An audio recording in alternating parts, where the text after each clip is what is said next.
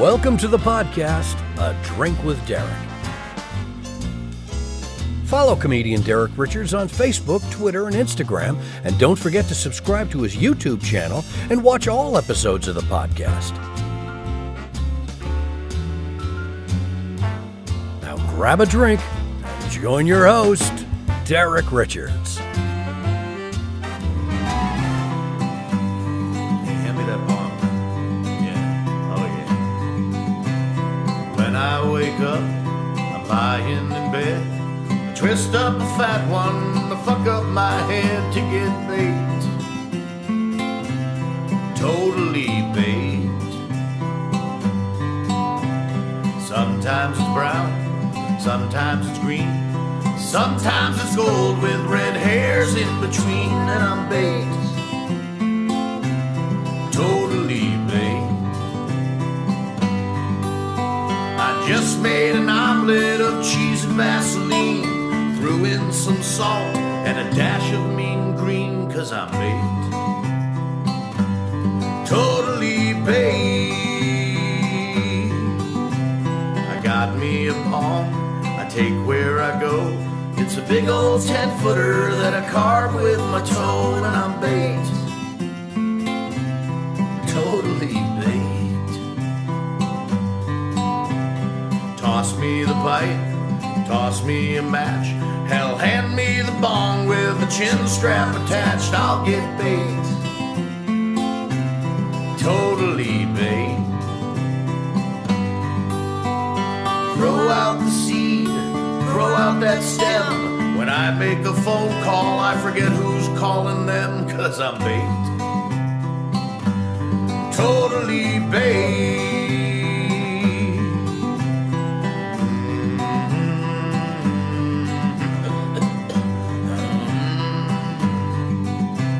You know I smoke pot, it's all over town. Even my dealer says I should slow down, 'cause I'm baked. I'm totally baked. He's always baked. I'm always baked. He's always baked. I'm not a fake. Let's go eat some cake. I forgot the words, 'cause I'm totally baked.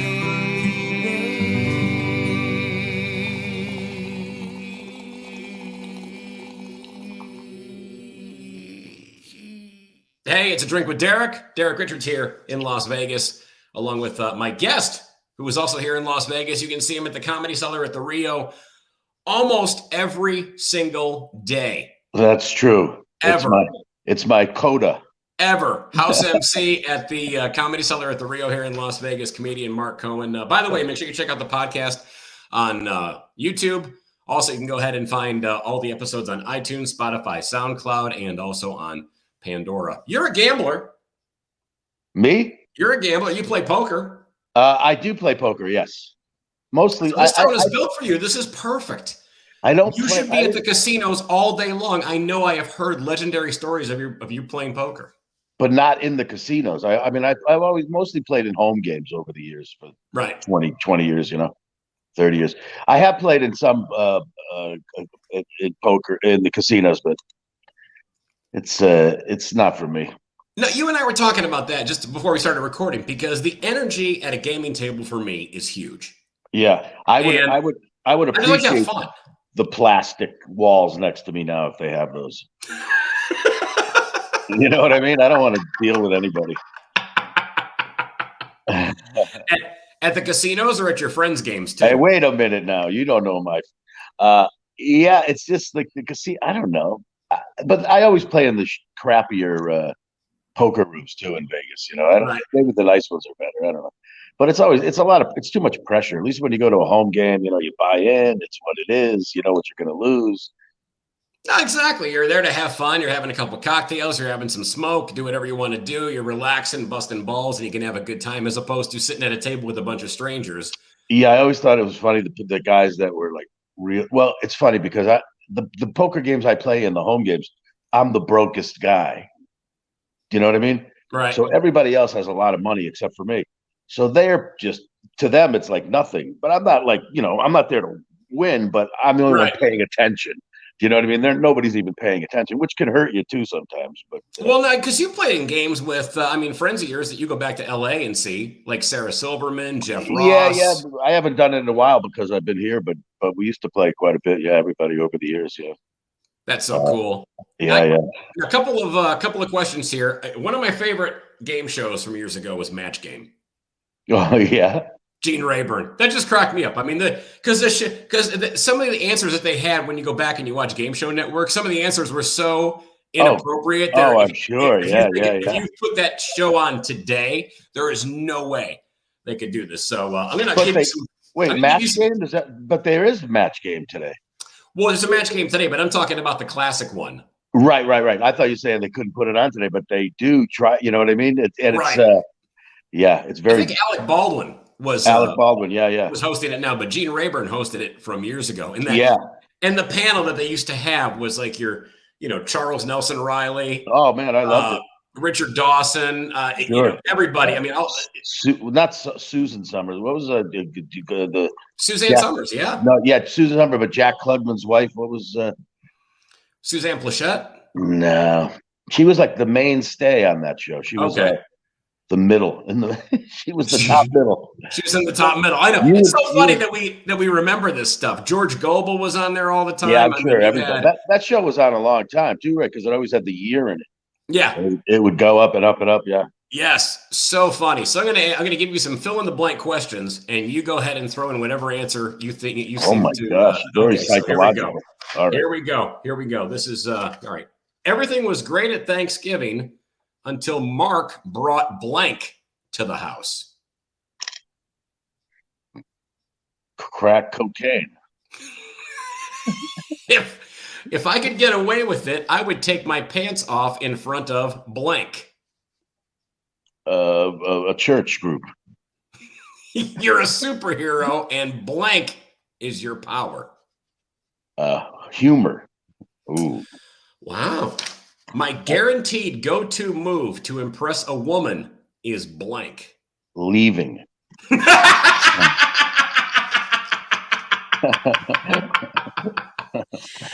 You have an impressive IMDb listing. I went to go ahead and pull your name up on Google, and you are so chill and so unassuming, but you have a list of credits on here. Writing, acting, etc. Appearances on Friends, Yes Dear, Curb Your Enthusiasm. I mean, anybody can go on there and type in your name and see. Yeah, I lucked out. I don't have that much I have, I've done a good amount, but the quality of the stuff that I lucked out to be on is pretty lucky. What now? Why do you say lucky? Was it just you had friends in the right position, or was it you just happened to be in the right place at the right time? For one episode, right? But it still gives me money. I mean, you know what I mean? It's still sure. Where if I was on some other sitcom, I would have never seen it again. I mean, it's on every 2 months, or every 2 weeks even, or whatever. It's all. My sister always calls me up, and I think it's cool. It uses my name in the in the blurb.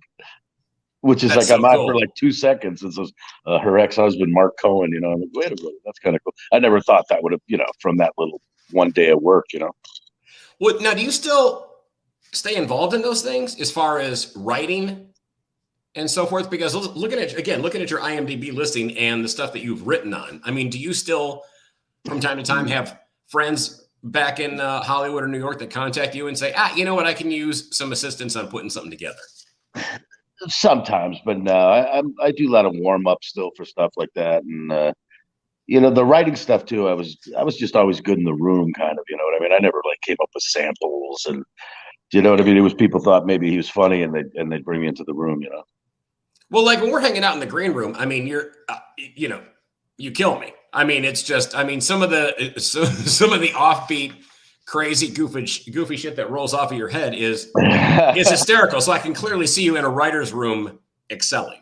Yeah, so no, the basic answer is no. I haven't, I would do it, but do you miss it? I miss having, it's like I said, I was about to say I miss having a steady gig, but this is like the steadiest gig I've had. But when you had a writing job, at least you knew it was, for 6 weeks or 8 weeks or whatever, you know what I mean? and you didn't have to travel and blah blah blah. Well, now because you had worked, I mean, you developed your style on stage, very rapid fire, one liner. Was that your style from when you started, or did that evolve from you doing a lot of these different TV shows as far as doing audience warm up and so forth? And we'll talk. I want to talk about that here in a second. But where did your style develop? Well, I think I always did that kind of stupid. Sometimes I wish I had deeper stuff, but then I'm like, well, I'm just there to tell jokes, kind of. You know what I mean? Right. But it also, I would think it started because of the Cellar in New York. When I started, it was empty, and there wasn't as many comedians. Mm-hmm. But I would MC there all the time. And at the time, the MC was considered one of the better guys just because there wasn't as many comedians. So sometimes somebody wouldn't show up and you'd have to do a half hour in the middle. You know what I mean? You'd have to stretch. Right. So that's where I started, I guess, working the crowd and doing the, in New York at the time, I would do like 6, 7, 8 sets a night. So you could come up with a joke on stage in the first set. And by the, 8th time you did it that same night, it was already a bit. You know what I mean? It was, you'd already worked on it 8 times. You know what I mean? That's a great environment. I mean, because you're from Springfield, Massachusetts. I mean, did you end up going to Boston? No, how did you end up at the Comedy Cellar? I went to New York right from high school to study acting. And then I was like in New York for 2 years, and I was like, wait a minute, I'm missing college, that experience. I need that for acting, So I went to UMass, and that's where I first did stand-up. I was in some competition, and the prize was to be on a real comedy show with Dana Gould. Do you know Dana? Oh, yeah. Dana Gould and Chance Langton. So they were already, that was the prize to be performed with them when I won, and I did that. And Dana was like, 16 or something like that. And he'd already been doing it. He'd already been doing it 10 years. You know what I mean? So you end up going to New York then, and then did you end up at the Cellar, or did you bounce around to a bunch of different places? After that, I went to UMass for a year, and then went back to New York, and didn't do stand up for another like 4 or 5 years. And I was waiting tables, and within a month, I was able to quit waiting tables and make more money doing stand up just because there was so much work. You know what I mean? I had a car. I had a car and a guitar and a headshot. You know what I mean? So you could, that was the joke back then. You would send out your headshot to get a headshot of your car to get the job, so you could drive the headliner. Well, you play. There's a lot of layers to you. Go on. There really is. I love this. Go on. Continue. But I had no idea that you did musical comedy, because you cranked out, I think, 4 albums? I got 4 CDs of original music. Yeah. 4 CDs of original music. Yeah, but when I started, that was the thing though. I did use a guitar when I started, but it was all parodies, Right. Which I would, but the guitar got stolen, so I just never replaced it. It was just a pain in the ass. It was a pain in the ass to carry around. You know what I mean? That's why I always enjoyed doing it. I never, people sometimes don't like the guitar in the comedy, but I don't do pure monology anyway. If that's a word. I mean, because I was surprised that you don't have. When I found out that you did musical comedy, I was surprised that you didn't bring a guitar on stage and goof around with it at all during your sets. At the Comedy Cellar. I to be honest, if I was doing a set, I would probably do it. Right. But I feel I don't know where I would. You obviously do the show a lot. I don't know where I would put it in that people, you know what I mean? It might, some people don't give a shit. I never gave a shit following anybody, because when I was on stage, hopefully they weren't thinking about the guy before me anyway. Right. Do you know what I mean? If they're thinking about the guy who was playing guitar before you, something's not working anyway. You know what I mean? No, exactly. Well, how was that viewed? Now, did you bring your guitar on stage at the Cellar in New York? Yeah. How was that viewed back then? I want to ask you that, because there always seems to be this stigma where somebody goes, okay, here comes the prop act. Well, I did both. I was a hack with my jokes, and I was a hack with the guitar. No, I mean, I would come out and do stand up for 10 minutes, and then I would pick up the guitar. And I didn't do that for too long over there, but because Rick Chrome was the piano player, and ran the room and a great comedian, and he would. And me, I have like not a great memory, but he would come up and sit at the piano while I would do my act, and he would do my songs on the piano, and I would sing them, and he would tell me my bits and set me up. So we ended up doing that for a while too.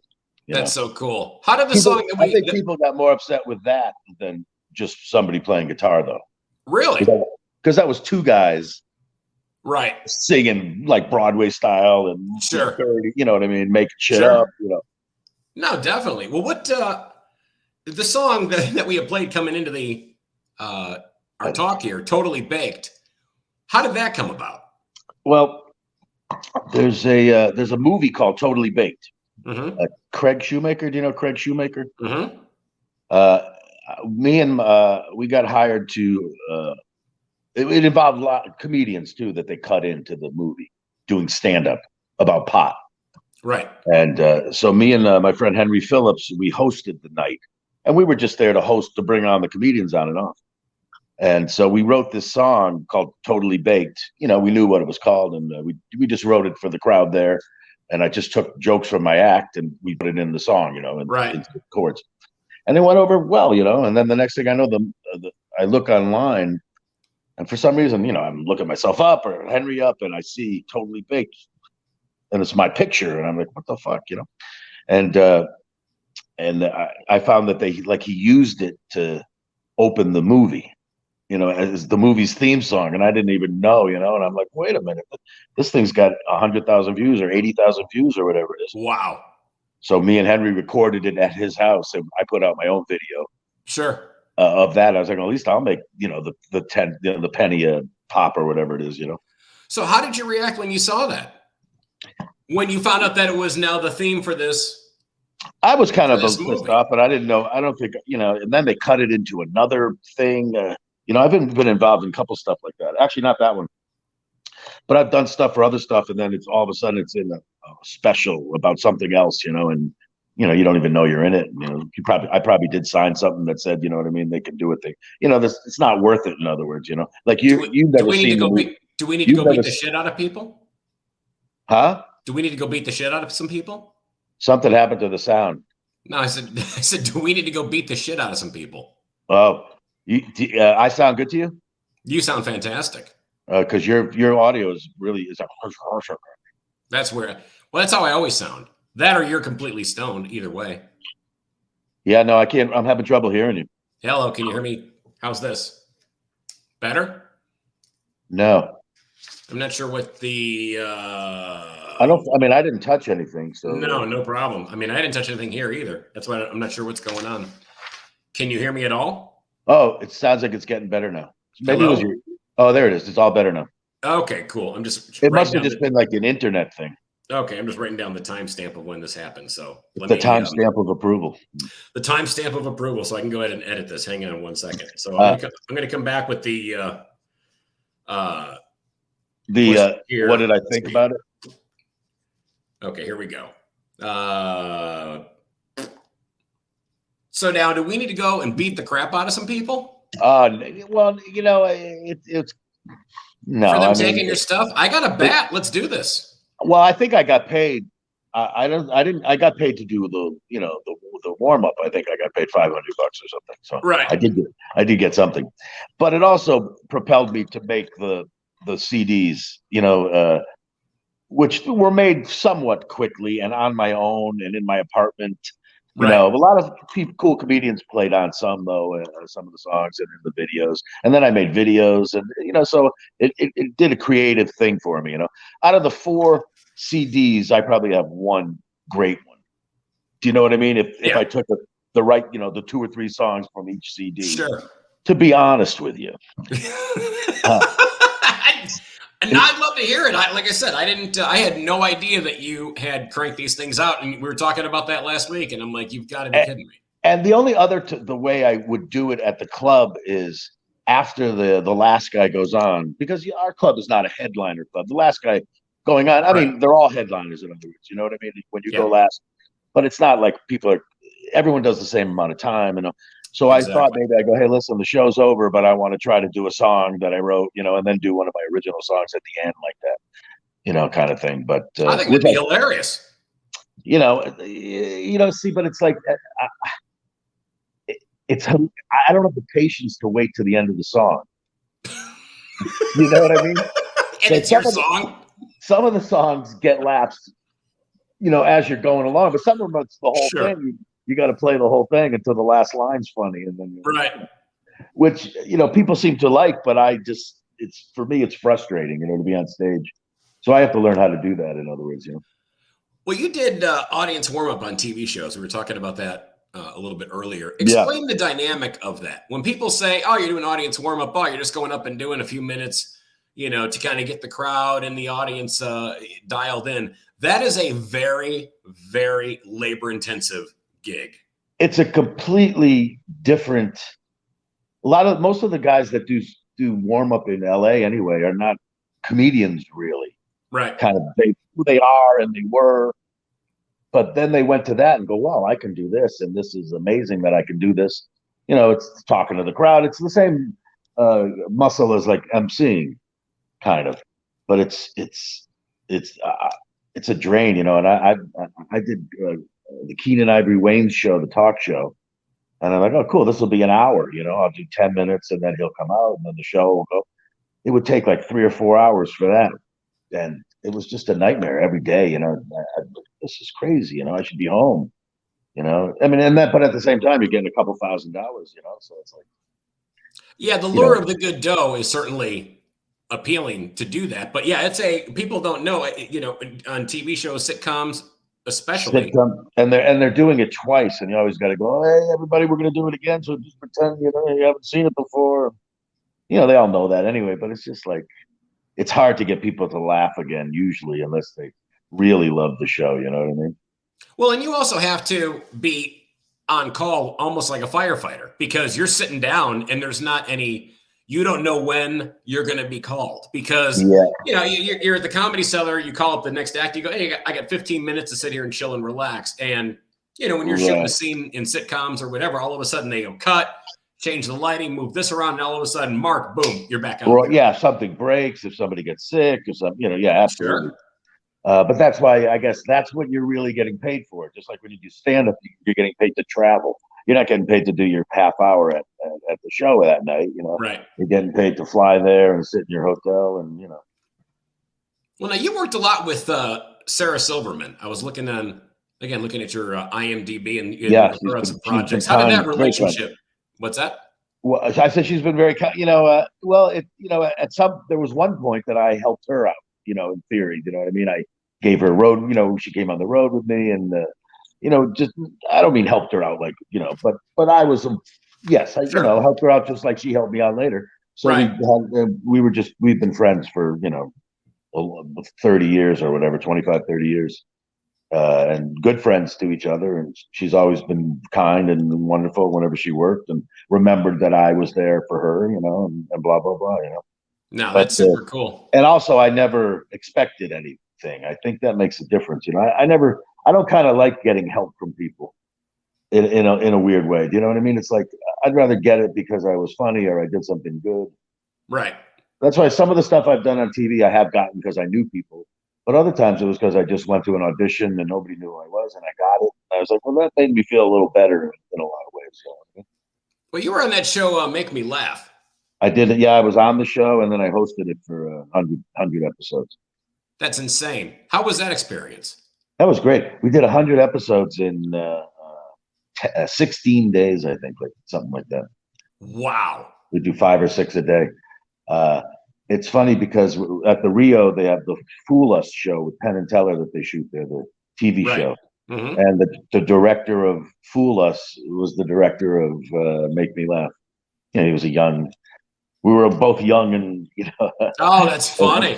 So I see him every once in a while when he's there taping, But that was amazing. And the show was very successful, and it would have went on, but there was I like to say this was the excuse anyway, but there was 5 different producers, and it just wasn't enough money to go around, Like the original owner of the show from the 50s was still alive, and you know what I mean, and her Right. husband, I mean, there was, and then the Comedy Central and my people, you know what I mean. It just was like there was But you nothing start left. adding more and more layers to it, and everybody wants their cut of the I action. like to think that's what happened, but you know, you never know. They never. I think they tried to bring it back a couple times, but it never took off again. So. Well, they didn't bring you back. That's where they screwed up. Did you watch it when you were a kid though? Like Years ago, yeah. I mean, the one in the 70s. I remember when it was on, but I remember seeing when you were on the show. Oh, really? Oh, and so it's what? No, it's great. No, it's great. That's why I'm asking about it, because it was just it was amazing. It was a lot of fun. You know, I had no idea what I was doing. I was on it quite a bit when Ken Ober hosted it, and yeah. And I did, that's my, you know my act. I mean, that's perfect for me. 30 seconds of, I did probably 100 jokes. Oh yeah, everything with you was just bam, bam, bam, bam, bam. Yeah, and I mean, but then it was funny because then you would see other people come out and be incredibly deadpan and get people that way. So it was kind of interesting. Everybody's style is so different, which makes this. I watched the show when I was a kid growing up, the one with Bobby Van. Okay. In the 70s, and so it was kind of cool being on it. I think Ken Ober died at like 52 or 53. This other guy died at like 52 or 53. So once I hit 52 or 53, I was like, all right, cool. Like I broke here we go. I'm done. I broke the thing. I broke the curse. But there was it was also on in the 50s though, and that guy ended up lived to whatever. I mean, he didn't have anything to do with the curse that I made up in my head. that I actually worried about, I'm sure. You were at the Comedy Cellar when Dave Chappelle first went up on stage. Yeah, well, right when he first had started, correct? Right. He must have been doing it a while up in Washington at the time because he was already, he already had jokes. You know what I mean? Right. He was good. Yeah, I was there that night. Somebody, Rondell, as far as I remember, Rondell Sheridan brought him down to the attention of Esty. Right. But it was pretty, you saw the guy once and he knew what was going on, Yeah. What was your reaction when you saw him? This motherfucker's going to he's going to take my spots. No, it was exciting. It was exciting. He was a nice guy, and you knew, like I said, some people you knew was just something special about him. It sounds hacky, it sounds weird saying that because it sounds like BS a little bit, but you did know. But Bill Hicks was another guy, we work with, and you just, you'd go in and watch him because it was different, it was transcending, you know what I mean? Now, is there anybody that you have seen through the years where you thought they had that Dave Chappelle or Bill Hicks it factor, and for some odd reason, that person never exploded the way you thought they should have or could have in your own mind? Present company excluded? Well, I'm surprised that I was able to even cut through the layers of your management and agents in order to even get you on the show here today. Well, I mean, the people that I started off with. And I'm not saying this as an insulting thing to anybody. I'm just saying, no. When I think of somebody that really has just exploded, you're looking at like a Joe Rogan or Dave Chappelle, where they're playing the MGM Grand Garden Arena. Attell was always magnificent, back then. Mm-hmm. Louis C.K. was always interesting, if not hilarious as well. But Attell was just a machine. I mean, like I said, when we would do 6-7 sets a night, he would have a million jokes. You know what I mean? So funny. Kevin Brennan was a guy who was very funny. But they're all still out and working. It's Colin Quinn was another guy. I think people immediately saw something and was like, "Oh, this guy's got something different." You know what I mean? Chris Rock, I guess, too. But I think Chris, too, was put into the place. He ended up having the quality, but I think he had to grow into it. You know what I mean? It happened so fast for him. Somebody really saw it early in him, What was that like being around that environment when you see somebody going in there and they're starting off and you watch them accelerate. Had you noticed people that within your circle of friends that changed once they started getting more heat and started getting, and I'm not asking you to mention names, but I mean, did you notice a different energy amongst friends that you used to be able to hang out with and go and play Not if cards or maybe if they went on to do like producing of sitcoms or something like that, then right? sometimes there became a wall. But most of Really? but most comedians I find were, especially back then, were very supportive of each other. I don't think even like Attell and I were were close physically, and you know what I mean. Not Sure. comparing to something, but we would have went up for the same parts at the time probably, and blah blah blah. But there was never any kind of competition or anything. People were happy for each other. I think, you know. Now, when you start seeing this stuff, like we've talked about this, the whole cancel culture thing, and when all this stuff started coming out about Louis C.K., who I think is hilarious, and even when that incident, got brought to the forefront about his thing, and it's well documented. No need to go into it. But I mean, what was the energy like, or the conversation amongst people in New York and within your circle of friends? Well, when Louis would masturbate in front of me, I always thought that it was no.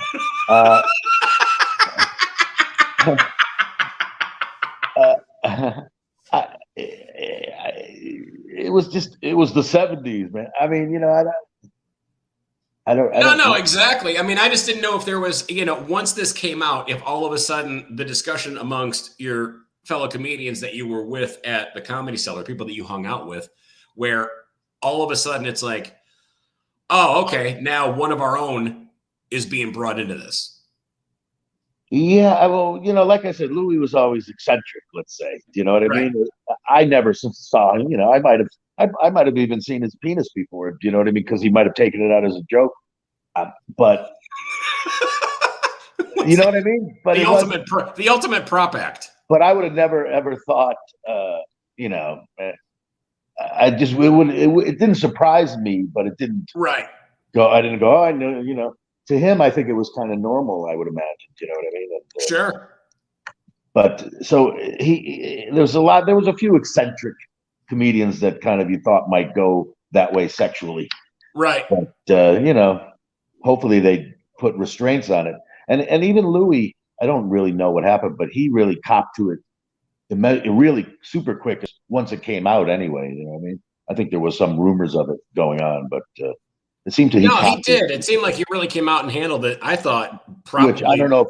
Looking back, was smart or not smart. I mean, like what happened to Al Franken. You know what I mean? That seemed a little fast to me. Looking back at the time, it was like, well, he did. It's a different thing. Even what Franken did was like something I could have been caught doing. I'm sure I say stuff in the green room that if somebody wanted to say something, they could probably say something. But all the time, I have a huge list of stuff that I've been compiling from inappropriate conversations. It is funny because when there are women comedians in the green room, I try not to change what I say, if that makes sense, because I think that would be more insulting to them because they're comedians first. Do you know what I mean? Absolutely. It seems like it would be more disingenuous if you weren't treating everybody the same. You could see if somebody had something up their ass. They could go, well, he said something about my, blah, blah. You know what I mean? Right. Well, it's almost, I think a green room in a comedy club has got to be like a safe house to say pretty much whatever the hell you want to say. I mean, everything that we're saying in there is just busting balls, and it's just out of trying to get a laugh out of your fellow comedian. I would be interested to see what, because it is a workplace, though. So they might be able to, somebody might, you know what I mean? I have no idea. I know. I think you're right, and I think he would lose, and maybe especially if your defense is, I was treating them more equally, by being disgusting. You know what I mean? You were in a Rat Pack show here in Vegas. We talked about that. You were at the Sahara. You were living at the Sahara. I lived in the Sahara for like 2 years. Yeah, in a suite at the top. What was that experience like, being a part of that Rat Pack show? How did you get into it? Did they audition? Did somebody see you? Somebody saw me at a roast a private roast, but I didn't know they were looking at people, and I was like drunk, and I didn't do very well, and so they did it without me. And then when the first guy got out of the show for whatever reason, they called me in to do it. So How was that like? What was that and experience like? I actually probably didn't, not this, I didn't want to do it probably at the beginning. And the only reason I did it at the end, I was supposed to be for 6 weeks, and I had just broken up or me and my girlfriend at the time broke up. And so I was like, I'll just get out of here for 6 weeks. And then I ended up staying for like 2 years. It was David Cassidy was the producer, one of the producers.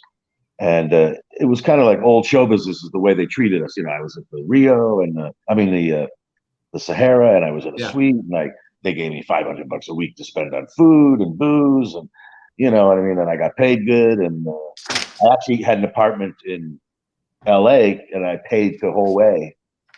Looking back, which was stupid because I always thought it was just going to be for 6 weeks. You know what I mean? Right. So I paid for that place for like 2 years, probably. When did you feel that ran its course for you? That it ended? Yeah. Did you end it, or did they? The show that I was in ended. Okay. And then so I moved back to LA actually for a little while. And then somebody kind of stole the idea and redid it, the exact same show somewhere else. And they brought me in, and it was just like, I didn't have my heart into it. Right. So I didn't even like look at the script. I'd be on stage and going, what am I supposed to say next to the guy? Because the guy who hired me said, and they love it when you do that. Well, I thought it was the same show basically. So I came in, I didn't look at the script. It was basically the same show, but they had thrown other shit in it. So the guy says, you don't seem like you're into the show. And I said, yeah, I'm really not into it. So I quit. And then like 6 months later or 2 years later, the guy called me. The band leader calls me back and he goes, hey, the guy wants you to be in the show again. It was at the Rio at the time. And I'm like, oh no, it was somewhere. I don't remember what it was. Right. Maybe it was the Rio. And I said, the guy's not going to, he's just calling me back to bust my balls kind of. Sure. And he's going to go, okay, you're fired now, But I ended up doing that. So I ended up doing that again for another couple of years. Stand-up I was doing stand-up kind of, but it was, it was 20 minutes a night, or not even the whole 10 minutes a night, hour and a half. Right. And, it was probably better money maybe than I'm getting now, but it was shorter too, Sure. Well, you've had a lot of, I keep mentioning that you've had a lot of success in this business. I mean, I remember seeing you the first time I met you in person. Remember I mentioned you in those Super 8 commercials that you did. Oh, yeah. In that campaign. And it was comedian Mark Cohen, like day 210 on the road or whatever the campaign was. Yeah. And it was just you staying in these different hotels, and your parents came to visit you one time. Yeah, that's right. And then that turned out to like a print thing, and then I would do live stuff for their company. So that would like turn into a good thing too, late 20 years later, when I was like, hurting for money, I called up my agent or my manager, let's call up Super 8 and go, hey, remember this guy? And he's still doing it on the road, he's still staying at Super 8. But it didn't happen. What's your biggest regret? Maybe not having more focused goals. I always just said, if I could make a living doing this, it would be great, which probably a lot of people say. But I actually meant it. I didn't, when everyone was doing the same 5 minutes over and over again, I go, what are you doing? Why are you doing the same 5 minutes over and over again? And then you'd see him on the Tonight Show and you go, oh, that's why. And I was always content to be a club comedian. And, so maybe to have loftier goals. It's funny you say that. Go ahead. I'm sorry. Well, I was going to say at the same time, it's hard to make a living off of this for 40 years too. So they are lofty goals as well. Those are lofty goals as well.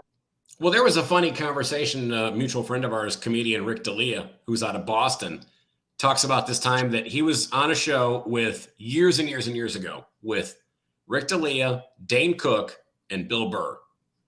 Did he tell you this? No. And they were interviewed, and they said, "Hey, where do you see yourself in the future, or something like that? Where do you see yourself in 10 years down the road?"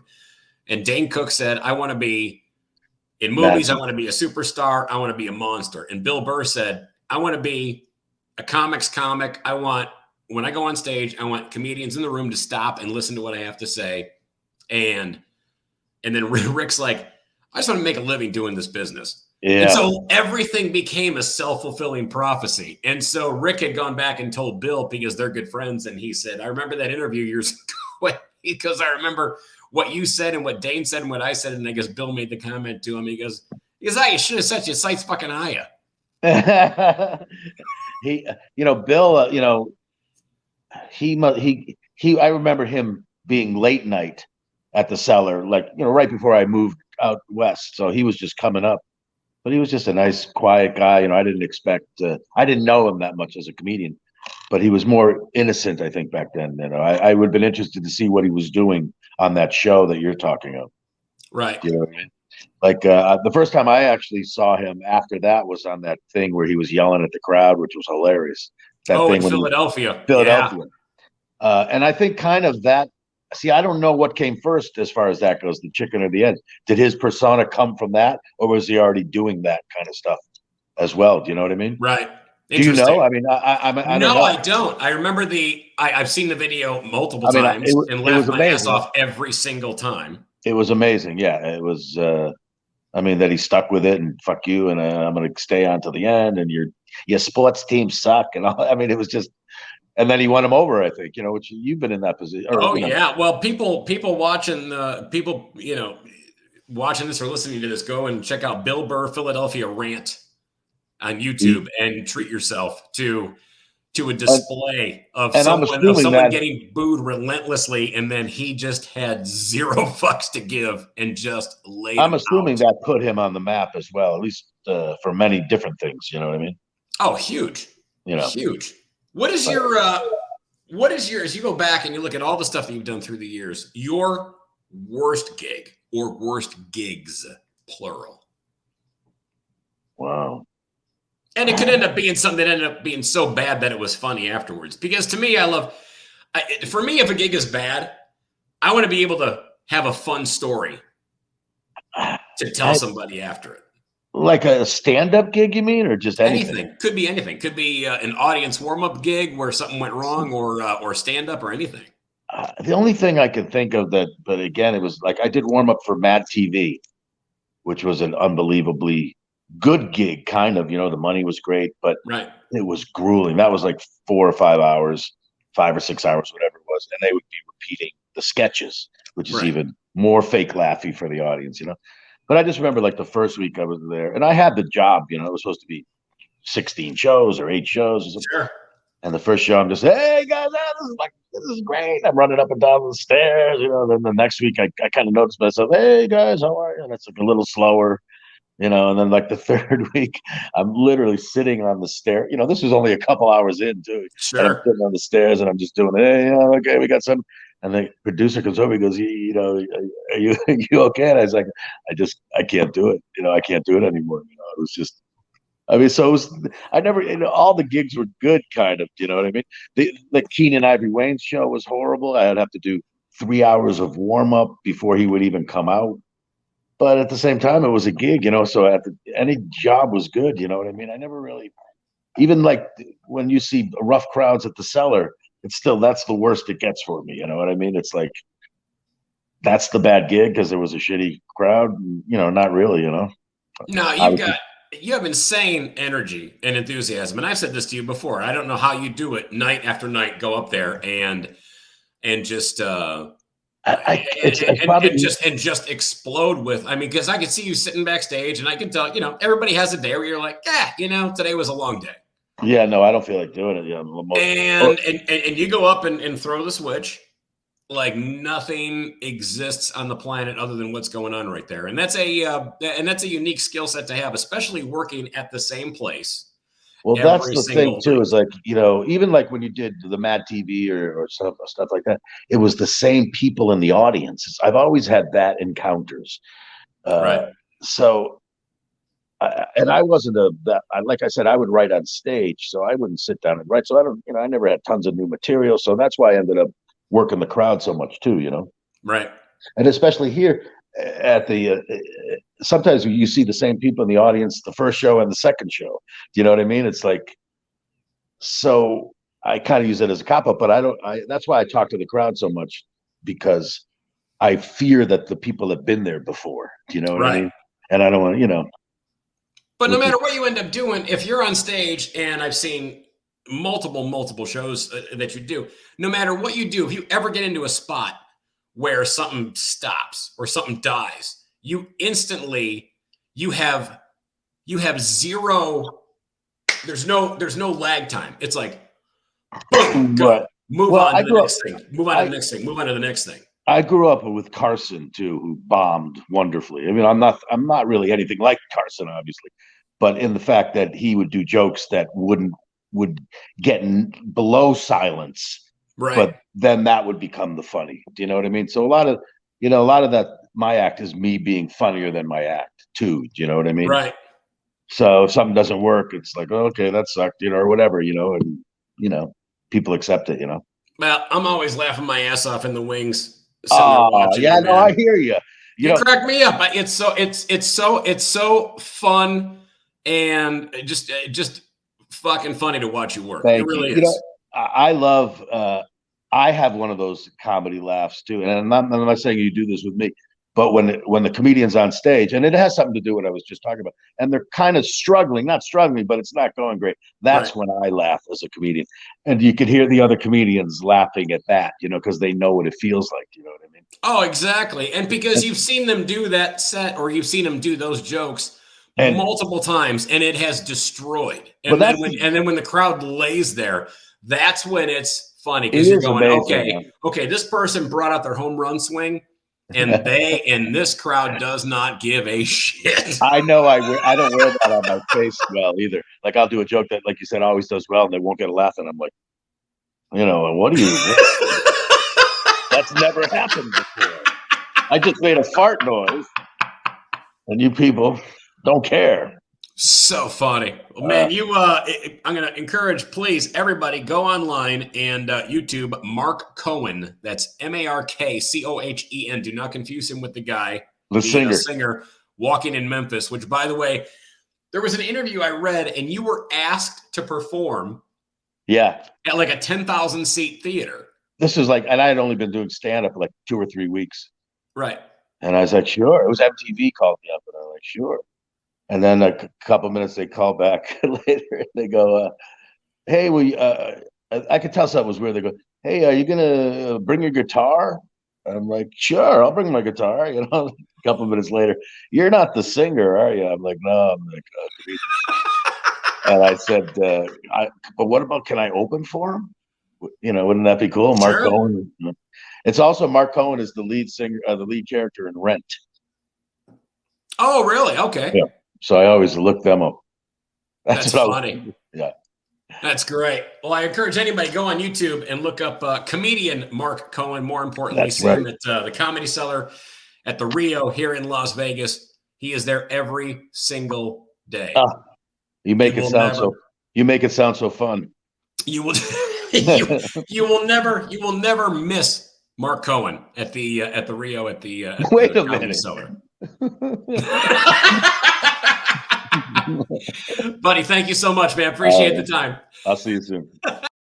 Thanks for listening to A Drink with Derek. Find out when Derek is appearing near you by checking out DerekRichards.com. See you next time for A Drink with Derek.